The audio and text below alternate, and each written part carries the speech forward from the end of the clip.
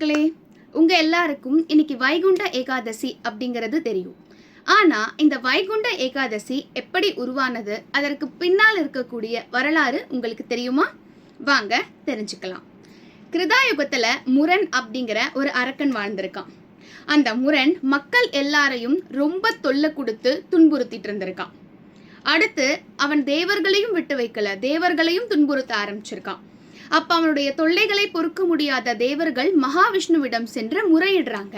இந்த மாதிரி முரண் எங்களுக்கு ரொம்ப தொல்லை கொடுக்குறான், எங்களை ரொம்ப துன்புறுத்துறான், நீங்க தான் காப்பாத்தணும் அப்படின்னு சரணடைகிறாங்க. அப்போ பெருமாள் முரணோட சண்டையிட தயாராகிறாரு.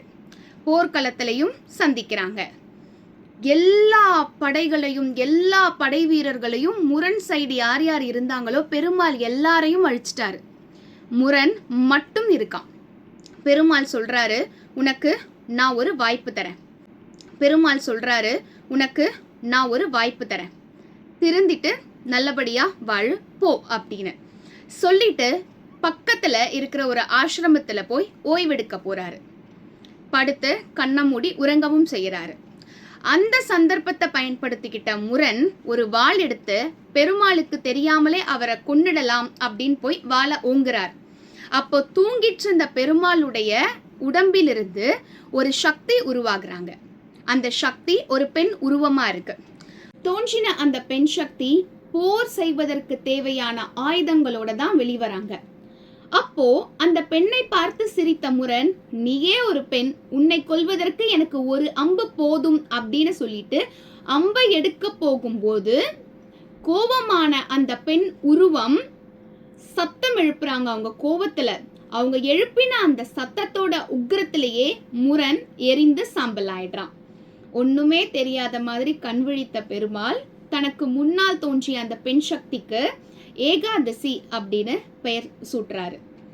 நீ தோன்றிய இந்த ஏகாதசி நன்னாளில் மக்கள் எனக்கு விரதம் இருந்து என்னை வழிபட்டாங்க அப்படின்னா அவங்களுக்கு தரக்கூடிய தொல்லைகளில் இருந்து நான் விடுபட்டு எனக்குள்ள நான் அவங்களை ஏத்துப்பேன் அப்படின்னு வாக்கும் கொடுக்கிறாரு.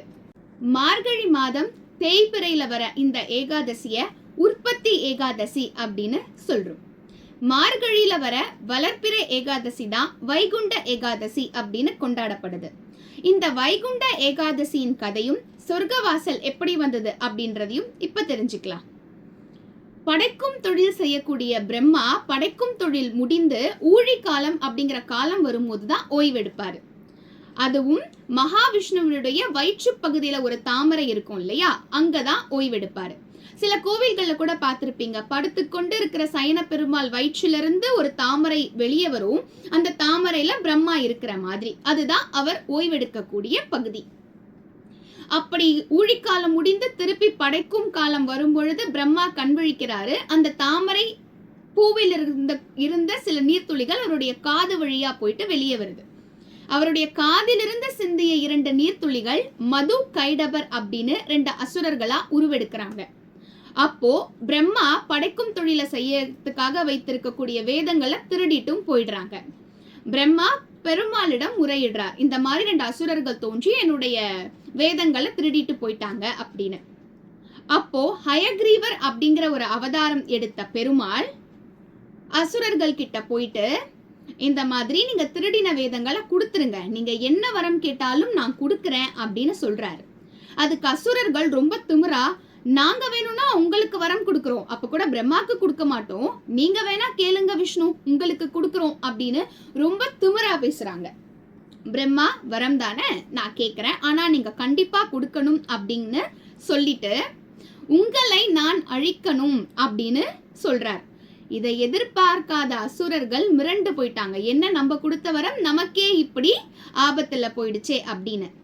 சரி பெருமாளே, 1 மாதம் நீங்க எங்களோட சண்டையிடணும், இறுதி காலத்துல நீங்க வென்று எங்களை அழிச்சிடுங்க அப்படின்ற மாதிரி அசுரர்கள் சொல்றாங்க. ஏன்னா அவங்களுக்கு சண்டை போடும்போது நம்ம பெருமாளை தோற்கடிச்சிடலாம், நம்ம அவங்கள கொன்னிடலாம் அப்படின்ற ஒரு எண்ணம் இருந்திருக்குமோ என்னமோ. 1 மாதம் போர் நடக்குது, போர் முடியுது. அந்த இடைப்பட்ட காலத்துல பெருமாளுடைய வீரத்தையும் அவருடைய மகிமைகளையும் புரிந்து கொண்ட அசுரர்கள், எங்களை மன்னிச்சிருங்க, நாங்க தப்பு பண்ணிட்டோம், உங்களை பத்தி நாங்க இப்ப தெரிஞ்சுக்கிட்டோம்னு சொல்லி சரணடைகிறாங்க. பெருமாள் அழிக்கிறதுக்கு வராரு. அப்ப அந்த அசுரர்கள் சொல்றாங்க, உங்கள்ல இருந்து தோன்றியவன் தானே நானு, அந்த சிந்திய நீர்த்துளிகள் தானே அசுரர்களா உருவெடுத்தது, அப்ப உங்கள்ல இருந்து தானே தோன்றினேன், என்ன அழிக்காதீங்க, என்ன மன்னிச்சு விட்டுருங்க அப்படின்னு கேக்குறாங்க. அப்போ பெருமாள் சொல்றார், நான் இருக்கக்கூடிய இந்த இடத்திலிருந்து வடக்கு பக்க வாசல்ல சொர்க்க வாசல் திறக்கும், அப்போ நான் வெளியே வருவேன், நீங்க அங்க நில்லுங்க, உங்களை நான் ஏத்துக்கிறேன், அதாவது என்னோட நீங்க ஐக்கியம் ஆயிடுங்க, என் கூடவே இருப்பீங்க அப்படின்னு சொல்றார்.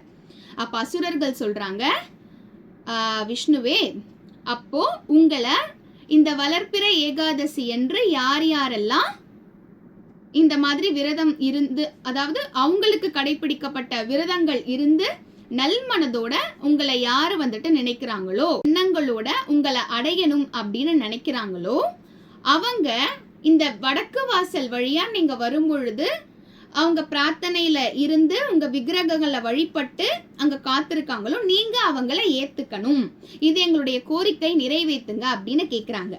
அதை கேட்ட பெருமாள், கண்டிப்பா இந்த வளர்ப்பிறை ஏகாதசி அப்போ நான் வாசல் வழியா வரும் பொழுது வாசலுக்கு வெளியே இருக்கிற பக்தர்கள் என்னை நம்பி ஏத்துக்கணும் அப்படின்னு இருந்தாங்கன்னா நான் கண்டிப்பா அவங்கள என்னோட ஐக்கியம் பண்ணிப்பேன் அப்படின்னு சொல்றார்.